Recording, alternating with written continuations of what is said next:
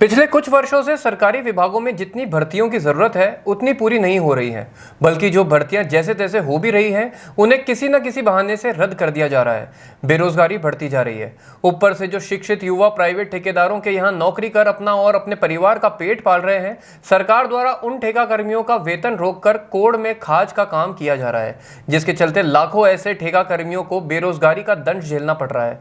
ऐसा ही एक मामला कृषि उपज मंडी समिति अजमेर में सामने आया है। कृषि उपज मंडी समिति अजमेर में कंप्यूटर का समस्त कार्य करने हेतु चौहान एंड कंपनी को ठेका दिया गया है और उक्त फर्म ने अपने 8 कंप्यूटर कर्मी यहां नियुक्त कर रखे हैं, जो मंडी समिति के नित्य दैनिक कार्यों को बड़ी शिद्दत से पूरा करते आ रहे हैं। लेकिन इन कर्मियों का गत 3 माह दिसंबर 2024, जनवरी 2025 और फरवरी 2025 का वेतन बिल पास नहीं होने से ठेका कर्मी द्वारा इन्हें वेतन नहीं दिया गया, जिससे इनके परिवार के सामने एक बड़ी आर्थिक समस्या खड़ी हो गई है।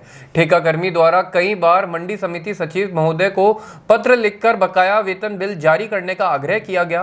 मौखिक रूप से भी चर्चा की गई, लेकिन कोई ठोस परिणाम सामने नहीं आए और वेतन बिल पास नहीं किया गया। ठेका कर्मी ने बताया कि उसके द्वारा रखे कार्मिकों का ESI, PF और GST जमा नहीं होने से इन सभी विभागों से भी लगातार नोटिस आ रहे हैं। उनके द्वारा पेनल्टी लगाई जा रही है, लेकिन 3 माह के वेतन बिल का भुगतान नहीं होने से सभी ठेका कर्मी मजबूरन 1 अप्रैल से कार्य पूर्ण बंद करेंगे।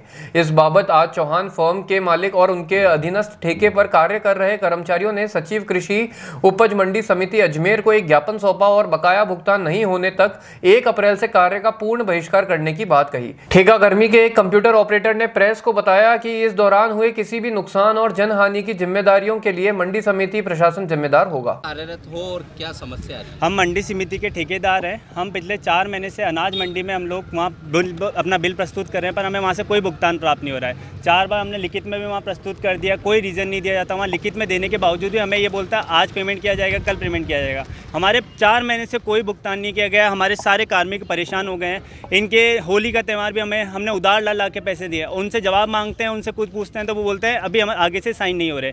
यदि हमारा भुगतान ही नहीं होगा तो हमारा पालन पोषण कैसे चलेगा? सब हम लोग न्यूनतम मजदूरी पे काम करने वाले व्यक्ति हैं। हमें 9,000 रुपये मिलते हैं, वो भी हमें टाइम पे नहीं मिले तो हमारे को ऐसी नौकरी के किस फ़ायदा?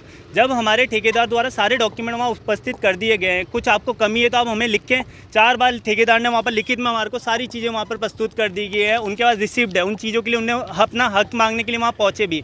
आज हमने सचिव महोदय को ज्ञापन दिया है, उपनिदेशक कार्यालय में भी हमने ज्ञापन दिया है। वह हमारी मांगों का रखा है। हमने बोला हमारे 4 से 5 महीने का भुगतान किया जाए। उनके द्वारा किया जा रहा है कि जाँच चल रही है। ऐसी कौन सी जाँच है जो 6 महीने से पूर्ण नहीं हो रही है? यदि जाँच है अभी तो हमें भुगतान किया जाए। हमारी यदि गलती निकलती तो हमसे रिकवर किया जाए वो पैसा। पर हमारे पीछे इतनी सारी जो सभी कार्मिक खड़े हैं, चाहे वो सफाई के हो, चाहे वो कंप्यूटर ऑपरेटर है, हमारे से काम सारा कराया जाता है। ऑफिसों में कोई गवर्नमेंट एम्प्लॉयज़ नहीं है, हम लोग ही कार्य करते हैं और हमें टाइम पे वेतन नहीं मिले तो हमारी ऐसी नौकरी का क्या फ़ायदा? लगभग कितने कर्मचारी हो आप? लगभग कर्मचारी हम लोग यहाँ कंप्यूटर ऑपरेटर 8 उपस्थित है, सफाई 15 उपस्थित है। ऐसे अनाज मंडी में भी हमारे ऑपरेटर उपस्थित है। वहाँ से हमारे ऑपरेटर भी, उनके मनोनीत 4 ऑपरेटर भी हमने लगा दिए, उनका भी अभी हमारे को कोई भुगतान नहीं किया जा रहा है।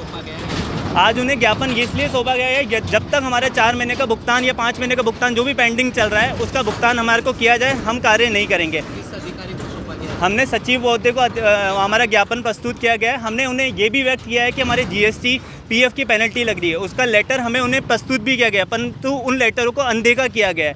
यदि इसी प्रकार से हमारा पेमेंट नहीं किया गया तो ये सभी पेनल्टियों का भुगतान कौन करेगा? सरकार करेगी, ये जिम्मेदार अधिकारी करेंगे। तो क्या अभी आप काम कर रहे हैं? हम आज तक काम कर रहे थे, हम 1 तारीख से काम नहीं करेंगे। आज हमारा ज्ञापन इसी रूप में हमने प्रस्तुत किया है कि हम 1 तारीख से अब कार्य नहीं करेंगे। मेरा नाम खुश चौहान, कंप्यूटर ऑपरेटर। सब कहाँ कार्यरत करते हो आप और क्या समस्या है? ये सब्जी मंडी में काम करते हैं सर जी। तो हमारा पेमेंट नहीं दे रहे हैं 2 महीने से जी। तो हमारी क्या गलती है? हम क्या करें? बोलो। उनको हमने एप्लीकेशन भी दे दी, भाई हमारा जो गलती है तो हमारे को बताओ, हम सुधार करें। लगभग कितने कर्मचारी आपके नीचे काम कर रहे मैं हैं? 15 आदमी काम कर रहे हैं सर जी। 15 के 15 को नहीं वहाँ मिला? पेमेंट मिल नहीं रहा साहब, क्या इसको करें? लेकर के अधिकारी से चर्चा करिए आप। हाँ करी तो बात करता ही नहीं है। हम टेम्पो रागों में कैसे आ रहे हैं? हम कर्जा कैसे करके आ रहे हैं। गुजारा कर रहे हैं आप? हाँ उधार लेते हैं साहब, किसी पैसे उधार लेते हैं कि कब तक चलेगा हमारा? आपका नाम? मेरा नाम तो तारक। 2 महीने से हमारे को पेमेंट नहीं आ रही बिल्कुल भी। तो हमारे को अब ये बताओ कि हम कैसे आना जाना करें और कितना उधार ला के हम काम करेंगे? जब से सेक्रेटरी आया, जब से हमारी सेक्रेटरी आया, जब देखते हैं, जब बोलते हैं कि हाँ अभी साइन हुआ, क्यों नहीं कर रहा वो? साइन करने का कारण बताओ, कोई क्यों नहीं कर रहा है? आगे से पहले कभी ऐसा नहीं आया हमारे। बहुत परेशान कर रहे हैं। हम सफाई कर्मचारी 15 आदमी है, 15 आदमी इतनी दुख परेशानी देख रहे हैं। आप मंडी में कचरा देखो, बच्चे परेशान हो जाते हैं। या गृहस्थी में कोई काम नहीं पड़ता, या हरी बीमारी नहीं पड़ती, कहाँ से ला के पैसा लगाएंगे हम लोग? हम बेरोजगार आदमी है बिल्कुल।